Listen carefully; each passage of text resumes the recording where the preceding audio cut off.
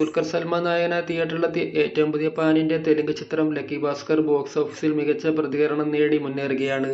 തെലുങ്ക്, മലയാളം, തമിഴ്, ഹിന്ദി ഭാഷകളിലാണ് ചിത്രം പുറത്തുവിട്ടത്. ഇപ്പോഴത്തെ ചിത്രത്തിന്റെ OTT റിലീസിനെ കുറിച്ചുള്ള അപ്ഡേറ്റുകൾ പുറത്തുവരികയാണ്.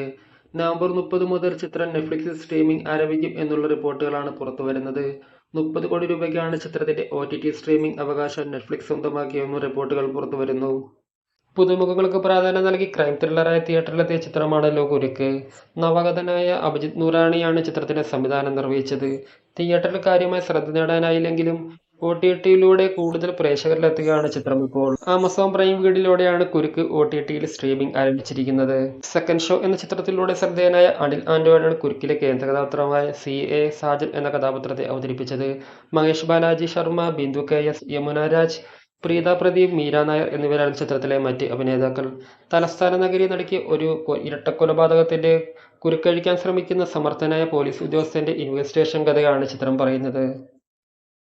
ജ്യോതിർമയ് ഫഹദ് ഫാസിൽ, കുഞ്ചാക്കോ ബോബൻ എന്നിവരെ കേന്ദ്രപാത്രമാക്കി അമൽ നീരദ് സംവിധാനം ചെയ്ത ചിത്രമായിരുന്നു ബൊഗൈൻവില്ല.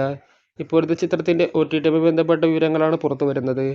ഡിസ്നി പ്ലസ് ഹോട്ട്സ്റ്റാറുമായുള്ള ചർച്ചകൾ നടന്നുവരികയാണെന്നും ഡിസംബർ ആദ്യവാരത്തോടെ ചിത്രം OTTയിലും എത്തുമെന്ന് പ്രതീക്ഷിക്കാം.